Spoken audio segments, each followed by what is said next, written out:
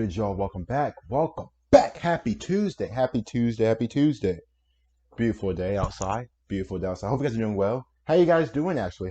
How you guys doing? Hopefully you guys are doing well. Amazing. Beautiful, you boys and girls.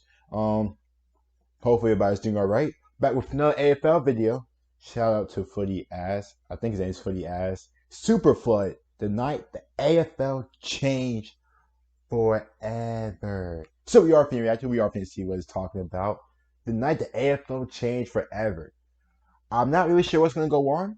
I am very, very interested. So we are finna react to it. We are finna see what it's talking about. So before the video starts, like the video, guys and girls. Sub as well. Welcome to the crew. Welcome to the nation. And without further ado, man, let's go and get started. Super Flood.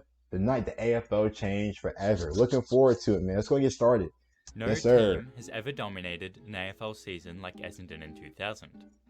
The Bombers won 21 home and away games, Damn. en route to a 60-point grand final win over Melbourne. In the process, they kicked 20-plus goals 12 times and averaged 131 points a match. The most overwhelming display of their scoring dominance coming in the qualifying final, where their 31 goals 12 was the highest ever total in an AFL-VFL final, and resulted in a 125-point belting of the 4th-placed Kangaroos.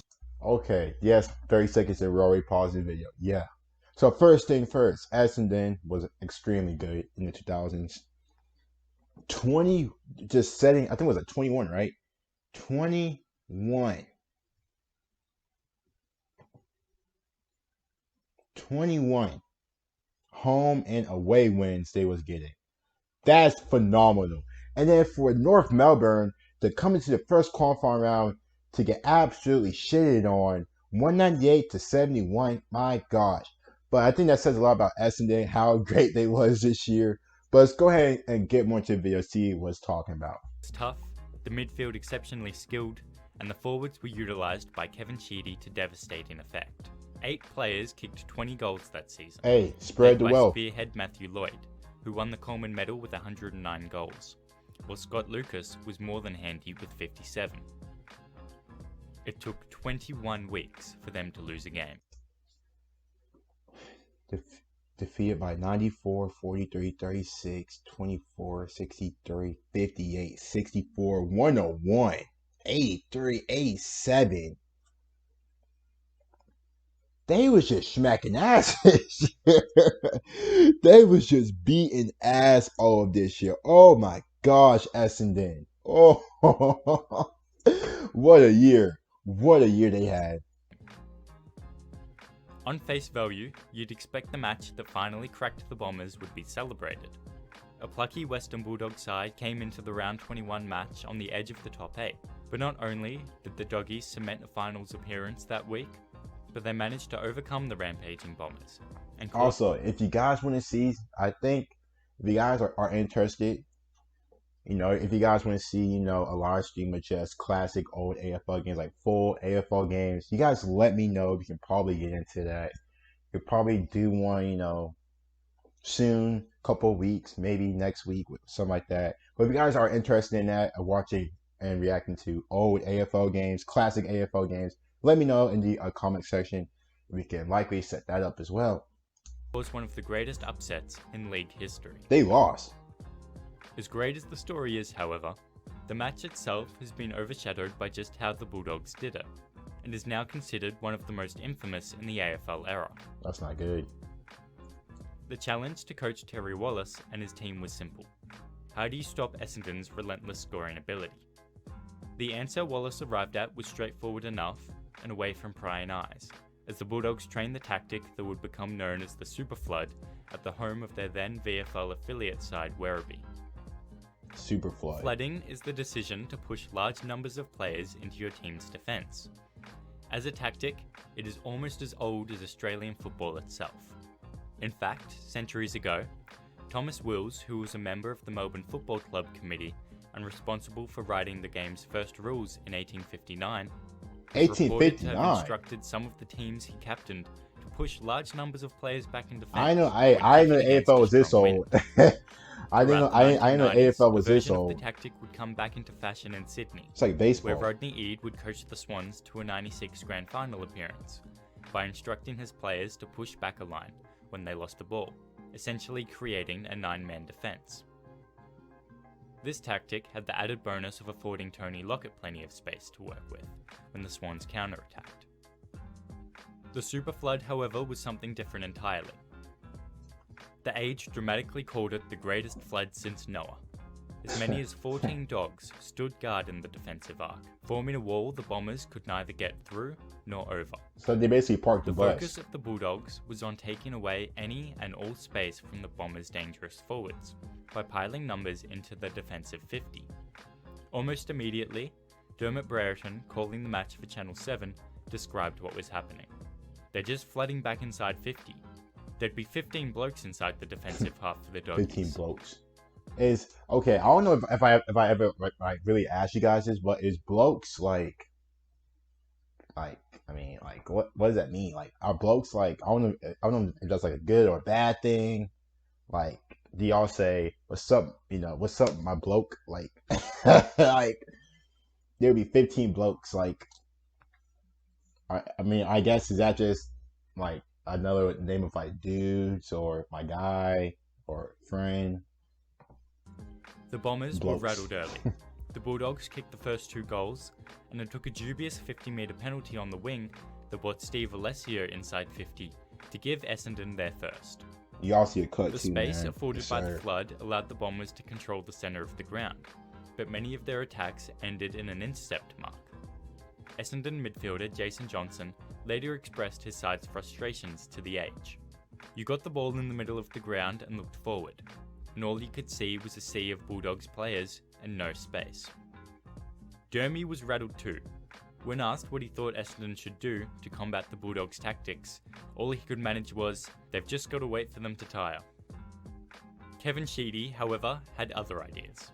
With the Bulldogs regularly having 5 players loose in defence, the Bombers decided to send their own players forward, including All-Australian full-back Dustin Fletcher, to start manning up the defensive spares. But that's just going to lead to counter. Shots of the Essendon 50 at centre bouncers regularly showed a spare Bulldog or 2, clumped in with 7 or even 8 pairs of players.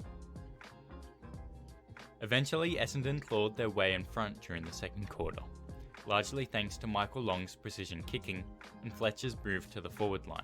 He was able to leap over the Bulldogs' extra defenders to mark Long's perfectly weighted kicks, or simply find space further up the ground, mark the ball in the centre square, and send it soaring 70 metres over the heads of the Bulldogs, who had flooded the defensive 50.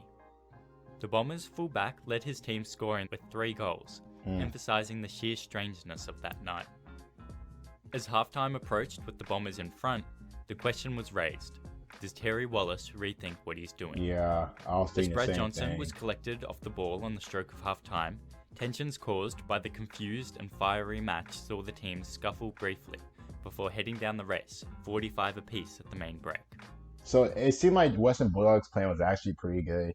They're basically just going to sit back and y'all break us down, basically. You see they had like 8 or 9 pairs going on and 2 spare dudes, which I would assume those 2 spare dudes would just to leak out. But good thing for Essendon to bring on the all-world, the Australian fullback. Plus, I think his name was Michael Long, the kicker, or like the forward player, whatever. Bringing him on and see how that works. He scored 3 goals, the defender. Just forgot his name. But anyway, it seemed like it's doing pretty good. But I think the Western Bulldogs went at halftime 45-45 was pretty much what they wanted. Because I think they knew if they didn't do the super flood or whatever, they're just gonna get their ass beat. You know what I mean? So if I was the Western Bulldogs going into this match, going into halftime 45-45, I wouldn't really be too mad about it. Because it seemed like the plan did work, but at the same time, are you gonna change it? But we'll see. Wallace persisted with his flooding for much of the third quarter, Oh, he kept but it. Sheedy and his champion Bombers had begun to figure it out, their midfielders collecting the ball in space and drawing defenders to them before releasing handballs over the top. Wait Where till last Essendon minute. had not taken a single mark inside 50 in the first quarter, they recorded 10 in the third. Dang. And as Justin Blumfield goaled at the start of the last, the Bombers went 21 points ahead and seemed poised to extend their perfect season to 21-0. You can't keep that same. It was at plan that point for the the whole Bulldogs game. flicked the switch. The numbers in defence were reduced, and perhaps most notably, a young Nathan Brown, who'd been arguably the Dogs' best, and Chris Grant, who sat loose in the back 50 for most of the game, was sent forward. Grant kicked 2 final quarter goals, including a left foot snap from the boundary line to put the Bulldogs back in front in the closing minutes. This is very well documented too. Very well documented. The Bulldogs started the final centre bounce of the match with a 2-man forward line. The Dogs kicked 5 goals to 1 in the last quarter to run away with an 11-point win, although Rowan Smith booted the final goal after the siren as Essendon players were already walking off. Dang. The scoreboard read 12-9-81 to 14-8-92. The super flood had extinguished Essendon's perfect season. It worked. But they Critics changed it since when needed questioned to. how successful the actual super flood was. Essendon captain James Hird was out injured, Damien Hardwick was carried off in the opening minutes and didn't return, and it took a miracle goal and multiple late Essendon mistakes for the Bulldogs to snatch the win. Yet, the answer to the question of whether Wallace's tactics had been effective is clear to see. Despite dominating inside 50s 68-41, the Bombers' score of 81 was their lowest of the season, and a massive 50 points lower than their season average. The flood itself might not have won the game in the last quarter, but it kept the Bulldogs in the contest long enough for them to steal it late.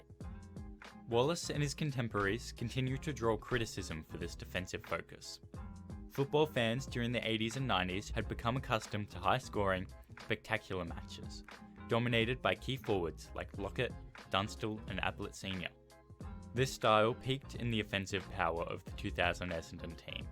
But that night at Colonial Stadium, the 45,000 fans in attendance were treated to a taste of what football was to become over the next 2 decades.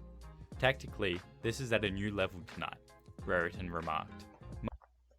You can't be mad of how the Western Bulldogs came into this game. Obviously, they knew. I think they came to this game thinking, we can't go toe to toe. You know what I mean? Like, they knew how dominant this Essendon team was. You know what I mean? Won 21 home and away games, blowing teams out by 60, 70, 80 points, averaging over 100, scoring averaging over 100 points every game. Like, they, I understand, the fans, the last 5-10 years, they are used to, scoring and all of that. But, I mean, tactics, we see in every sport, we see in every sport, tactics, except if your name is Ole Gunnar Solskjaer, but you see tactics, so marveling. Can't be mad about There's it. 32 it players works. inside 50 there, or 16 players inside defensive 50. I've never seen anything like it. It was a match played 20 years before its time, a superior team seeking to pick apart an opponent's highly defensive setup, using pinpoint kicking and hard running. Today, the modern football fan doesn't bat an eyelid at seeing all 36 players within a kick of the ball. Kerry Wallace didn't start this defensive movement, but his success in Melbourne's Docklands that night was noted by footy tacticians Australia-wide. Its legacy now clear for all to see in today's defensive mindsets. Teenage Robert Murphy played just his 3rd game that night, and his recollection for the Freedom in a Cage podcast captures the legacy of this one game of Australian rules football. I was a young, naive kid, just turned 18, and Terry Wallace pulls out the super flood in the team meeting, and even then I knew, this will be radical. Radical. Very, very good video. Shouts out to him, Footy Ass again. I think that's his name, Footy Ass. Footy Ass. But very, very, very good video. Like I said, I can't be mad at the way Western Bulldogs approach the game, because at the end of the day, you gotta do whatever you can to win the grand final. You know what I mean? If that is, have a whole team behind, behind the midfield, behind, the half line, whatever, so be it. You see, it was working until Essendon started to figure out, see what they can do. Western Bulldogs changed it, and they ended up winning. So I can't really be mad about it. It's a very, very, very clever tactic that they did, and it worked. So, hey, anyway, hope you guys enjoyed it. You guys know me like and sub. Comment down below your thoughts and reactions. I'll see you guys later.